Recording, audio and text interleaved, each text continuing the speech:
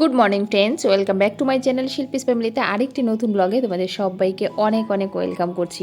আশা করি তোমরা সবাই ভালো আছো, আমিও ভালো আছি। রোজ দিনের মতো কিন্তু আজকেও সেই সকাল থেকেই ব্লগটা স্টার্ট করেছি, আর অনেকটা সকাল থেকেই স্টার্ট করেছি যেহেতু মেয়ে স্কুলে গেছে, এই জন্য একটু সকাল থেকেই স্টার্ট করতে হয়েছে। আর এই যে দেখো, মেয়েকে কিন্তু ছাতু খাইয়ে পাঠিয়েছি আজকে। আর এই যে দেখো, এখানে হচ্ছে ফ্যানটার দিকে তাকিও না, তোমরা মনে মনে ভাববে যে দিদিভাই কত বছর ধরে তুমি ক্লিন করছো না। বিশ্বাস করো, 15 দিন পরেই ক্লিন করি।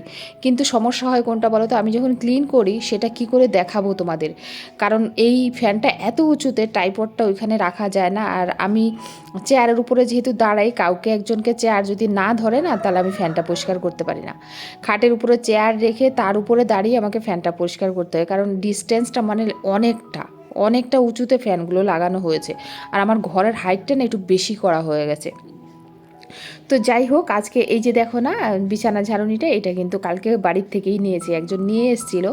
তো 120 টাকা, খুব সুন্দর গো, খুব সুন্দর। তো আমি দেখেছি অন্য কিছুর থেকে এটা যেন খুব সুন্দর, মানে বিছানা ঝাড়তে। তো যাই হোক, সকাল সকাল এই যে বিছানা পরিষ্কার করে তারপরে যাব দোতলায় আজকে ঠাকুর ঘরটা আগেই ক্লিন করে নেব। রোজ ঠাকুর ঘরটা খুব একদম ডিপ ক্লিন করতে হচ্ছে, কারণ এরা কাজ করছে তো, আর দরজাটাকে খুলে রাখে। আমি বলি যখনই তোমরা কাজ করো, ঠাকুর ঘরে যদি কোনো রকম কাজ না থাকে, তোমরা দরজাটা আটকে করো। কিন্তু ওই যে ওদের বললে ওরা কতটা আর শোনে। হ্যাঁ, তো যেহেতু দরজাটা খুলে রাখে, আর যত নোংরা ঠাকুর ঘরে পৌঁছে যায়, এই করে করে রোজ মানে আমার কতক্ষণ যে ঠাকুর ঘরে লাগছে সেটা তোমাদের বুঝাতে পারবো না। আজকে তাও তোমাদের কাছে একটুখানি শেয়ার করেছি, রোজ দিনেরটা তো আর শেয়ার করা যায় না, আজকে একটু শেয়ার করেছি।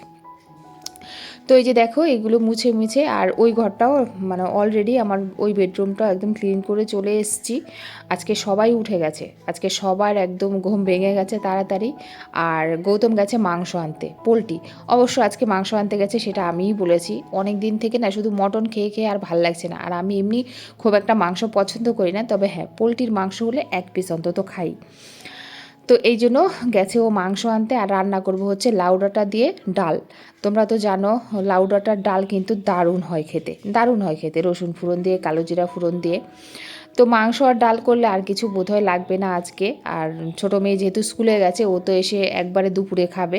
সকালবেলা ছাতু খাইয়ে দিয়েছি, আর টিফিনে দিয়েছি কেক আর বিস্কুট, কারণ অন্য কিছু নিতে চাইছে না। আমি ওকে কী যে টিফিনে দেবো, মানে চাউমিন খাবে না, পাস্তা খাবে না, তোমার লুচি খাবে না, সুজি খাবে না, তারপরে রুটি খাবে না, তোমার কোনো কিছু ওকে তোমরা দিতে পারবে না, শুধু ওকে ম্যাগি।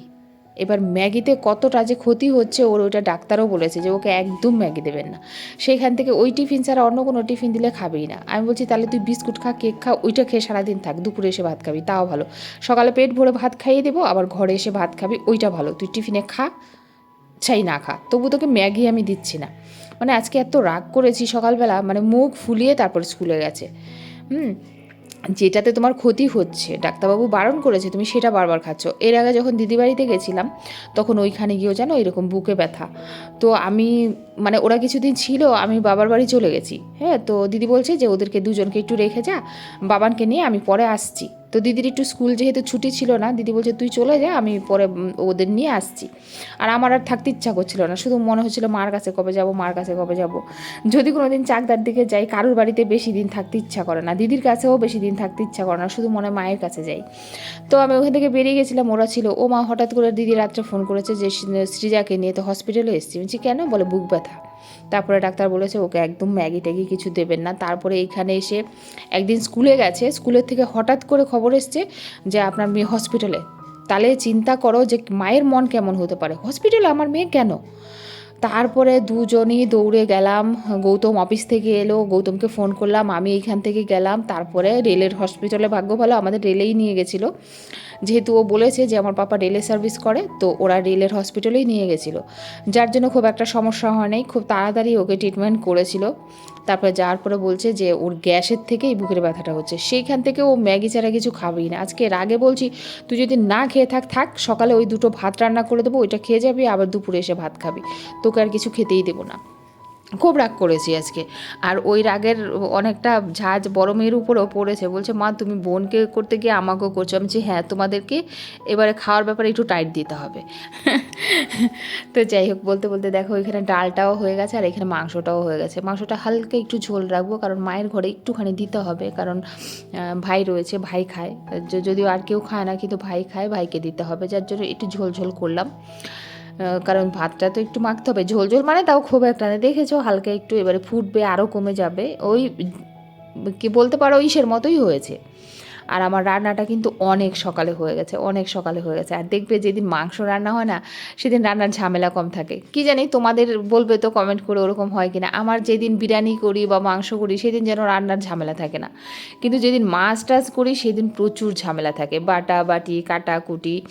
এখনও জানো তো কালকের ওই মাছ কিন্তু রয়েছে আমার ফ্রিজের ভিতরে, এখনও পরিষ্কার করা হয়নি, ভাবলাম তার আগে একটু খেয়ে নিই, খিদে পেয়ে গেছে। আর এই যে এই ডালটা, ওফ আমার যা লাগে, ডালটা দিয়ে লঙ্কা মেখে তারপরে ওই যে বসে বসে খাচ্ছি। তো মেয়ের অলরেডি খাওয়া হয়ে গেছে, বড় মেয়ের খাওয়া হয়ে গেছে, আর গৌতম খেয়ে অলরেডি শুয়ে পড়েছে।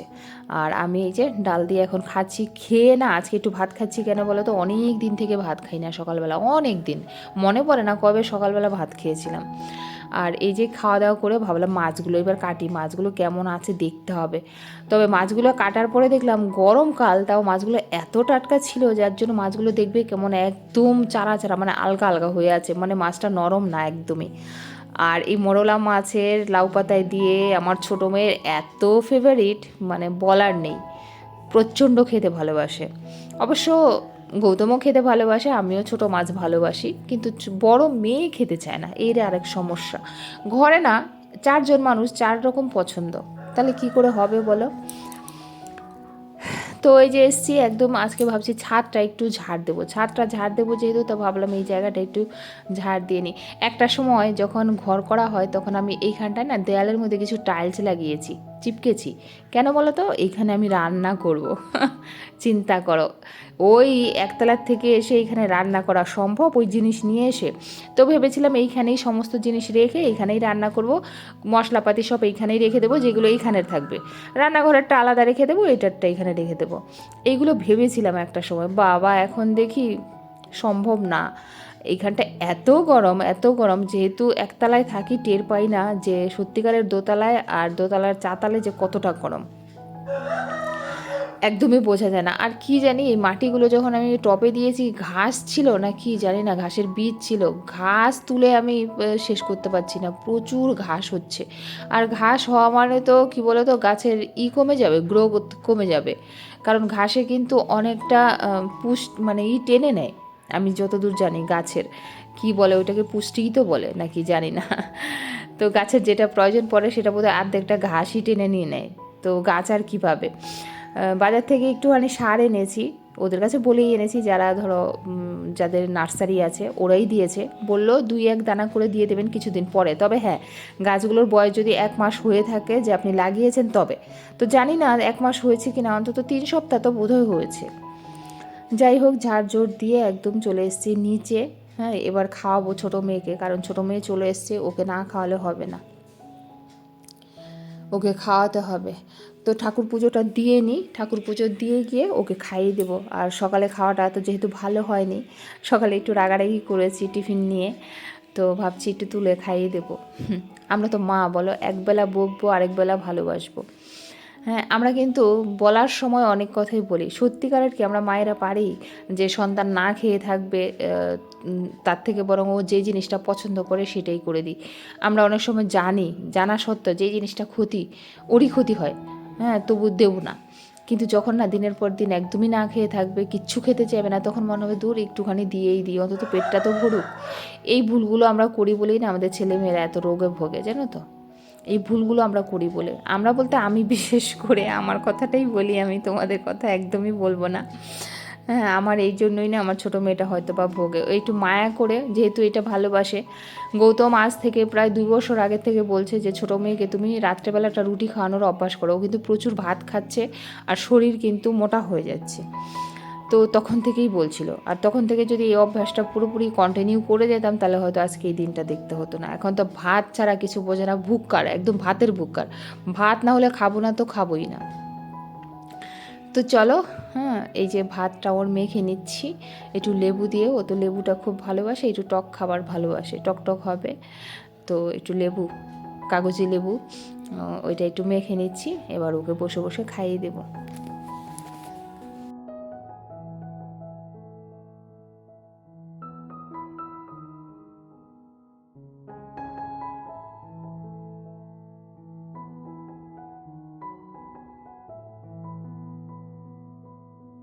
গুড ইভিনিং বন্ধুরা, একদম বিকেলে তোমাদের সাথে দেখা করতে এসেছি। আর বিউটি বলেছিল দিদিভাই তুমি প্রত্যেক দিন এই চ্যানেলে একটা করে রেসিপি দাও। হ্যাঁ, তবে চেষ্টা করছি, যেদিন পারবো অবশ্যই দেবো বিউটি, কারণ সব সময় তো আর হয়ে ওঠে না। তো আজকে যেহেতু গৌতম ঘরে রয়েছে, ভাবছি একটুখানি অন্যরকম খাবার করি, বেচারা ঘরে থেকে খাবে। কিন্তু দুঃখের বিষয় এইটাই, কিন্তু একটা বাইটও তোমার দাদা কাটেনি। রাত্রেবেলা কী খেয়েছি জানো? জল ঢালা ভাত। পনির করলাম, বাসন্তী পোলাও করলাম, এত কষ্ট করে করলাম, এত কষ্ট করে করলাম, তাও সেই মানুষটার জন্য যে ওই মানুষটা খাবে। রাত্রেবেলা আমাকে বলে কি জল ঢালা ভাত আছে? আমি যে জল ঢালা ভাত, আমি বাসন্তী পোলাও করেছি, পনির করেছি, তাও আজকে তুমি ঘরে থাকবে, 2 দিন রেস্ট আছে যেহেতু, ঘরে থাকবে, একটু তৃপ্তি করে খাবে। বলছে না গো আমি পনির খাবো না। আমি বলছি পনির খাবে না বলে পোলাও তো আরও খাবো না। ও পোলাও খাবে না, ও খাবে বলেই আমি একটু চিনিটাও কম দিয়েছি, কারণ দেখবি বাসন্তী পোলাও একটু মিষ্টি মিষ্টি ভালো লাগে। হ্যাঁ, কিন্তু কি বলো তো, না, ও খাবে না। তারপরে খেলোই না। এত খারাপ লেগেছে না আমার, এত খারাপ লেগেছে, এত কষ্ট করে রাত্রেবেলা এই জিনিসগুলো করেছি ও খাবে বলে। সেইখান থেকে রাত্রেবেলা জল ঢালা ভাত, সেই ডাল দিয়ে, তারপরে সাইডে অমলেট ভরিয়ে তারপরে রাত্রে খেয়ে শুয়েছে। আমার খুব খারাপ লেগেছে, আমি মনটা কালো করে শুয়েছিলাম, অনেকক্ষণ শুয়েছিলাম। তারপর ভাবছিলাম আমিও খাবো না। তারপরে কিছুক্ষণ পরে ভাবলাম যে একটু কিছু তো খেতে হবে। আর ভাতও যে ছিল খুব বেশি একটা তা না, একটুখানি ছিল, আর ইচ্ছাও করলো না। জল ঢালা আমি খুব একটা খেতে পারি না গো, আমার ভালো লাগে না, যার জন্য খাইনি। আমি বলছি থাক কালকে সকালে খাবো, ওইটা ভেবে রেখে দিয়েছি। আর পনিরের রেসিপিটা, আর দেখো পনিরটা একটুখানি ঝোল ঝোল রেখেছি, কেন বলো তো, একদম শুকিয়ে যাবে, আর এতটা পনির একবারও তো আর খাওয়া হবে না, ওই জন্য একটু ঝোল ঝোল রেখেছি, না তো একদম শুকিয়ে যাবে। আর এই যে বাসন্তী পোলাওটা করে নিচ্ছি। তোমরা এই রেসিপি একদম ডিটেলসে আমি তোমাদের বলে দিতে পারি, তাও আমি অনেকটাই দেখিয়ে দিয়েছি, তোমরা বুঝতে পারবে। আর ওই যে দেখেছো না পনিরের মধ্যে কী দিয়েছি বলো তো, কাজু বাটা আর চালমগজ বাটা, আর দিয়েছি সামান্য একটু পোস্ত। চাইলে তোমরা যদি অনেক বেশি করে কাজু দাও তাহলে পোস্ত না দিলেও চলে, কিন্তু যদি গ্রেভি অনেক বেশি চাও, হয়তো কাজু তোমার অ্যাভেলেবেল নেই, তাহলে কিন্তু তোমরা একটু ওর মধ্যে পোস্ত অ্যাড করতে পারো। আর এই যে দেখো বাসন্তী পোলাও কীভাবে করছি সেটাও তোমরা দেখতেই পারলে। হ্যাঁ, তো ঝরঝরে হবে কি করে বলো তো, চালটা ধুয়ে না ঝরিয়ে রাখবে। হ্যাঁ, আর যদি এই যে দেখো এই কোটাটার 2 কোটা চাল নিয়েছি আমি, 4 কোটা মানে জল দেবো, ব্যাস, এতেই কিন্তু একদম পোলাওটা সুন্দর ঝরঝরে হয়ে যাবে, খুব সুন্দর ঝরঝরে হয়ে যাবে। তো এই যে করেছি। আর এমনিও আমার এই রেসিপি অনেক ওই চ্যানেলে রয়েছে, আমার রান্নার চ্যানেলে। আর তোমরা অনেকেই জিজ্ঞেস করো যে তোমার ওই চ্যানেলের নাম কি, ওটা হচ্ছে এস সরকার কুকিং বলে সার্চ মারবে, দেখবে আমার লোগোটা দেখলে তোমরা চিনতে পারবে। তো এই যে পোলাওটাও হয়ে গেছে, লাস্টে ঘি দিয়ে নামিয়ে দিলাম। এবার কিছুক্ষণ ঢাকা দিয়ে রেখে দেবো, ব্যাস রেডি। আর এই যে দেখো পনিরের কালারও হয়েছিল দারুণ সুন্দর, আমি কিন্তু কোনো রকম ফিল্টার লাগাইনি। আমি খাবারে এই যে আমার ঘরে যত কিছু না, আমি না সত্যি বলতে চকচকা করে ফিল্টার দিয়ে আমি কিছু করি না, যেটা আমার অরিজিনাল সেটাই আমি তোমাদের দেখানোর চেষ্টা করি। চকচকে করার চেষ্টা করি না যে ঘরে এই জিনিস খাবার দাবার সব একেবারে কালারিং করে দেখাবো যে ফিল্টার মেরে। হ্যাঁ, আমি সেটা করি না সাধারণত। তো এই যে ছোটো মেয়ের জন্যই বেড়েছিলাম, যেহেতু ও একটু কী বলো তো গুছিয়ে দিলে পছন্দ করে, আমার বড় মেয়েও অবশ্য। তো ছোটো মেয়ে বলছে মা আমি খুব একটা বেশি খাবো না, ওই একই ব্যাপার, মা আমি ভাত খাবো মাংস দিয়ে। তো বোঝো ঠেলা, শুধু খাওয়ার মধ্যে হচ্ছে আমি আর বড় মেয়ে। তো যেটুকু বাসন্তী পোলাও হয়েছে আমরা পারবো না এতটা খেতে, কালকে সকালে খেতে হবে, হয়তো বিকেলে খেতে হবে, রেখে দেবো ফ্রিজে, ধীরে ধীরে খাবো দুজনে মা মেয়েতে। কী করবো, করেছি এখন ফেলে তো দিতে পারবো না। আর এত দুর্দান্ত হয়েছিল না, তোমরা কি বলবো, তোমাদের বোঝাতে পারবো না যে এতটা দুর্দান্ত হয়েছিল, জানো তো, খুব ভালো হয়েছিল। কিন্তু ঘরে না একটা জিনিস করলে না, আমার ঘরে সবাই খায় না, এটা আমার খুব কষ্ট হয়। যে কোনো জিনিসই, খালি এইটা নয়, হ্যাঁ, একটা কিছু করবো তো সবাই খাবে না, আলাদা আলাদা পছন্দ। তুমি আলাদা আলাদাভাবে কী করতে পারবে, ভাগে ভাগে সবসময় ইচ্ছা করে বলো? একজনের জন্য ভাত, একজনের জন্য পোলাও, একজনের জন্য মাংস, এরকম আলাদা আলাদা ইচ্ছা করে।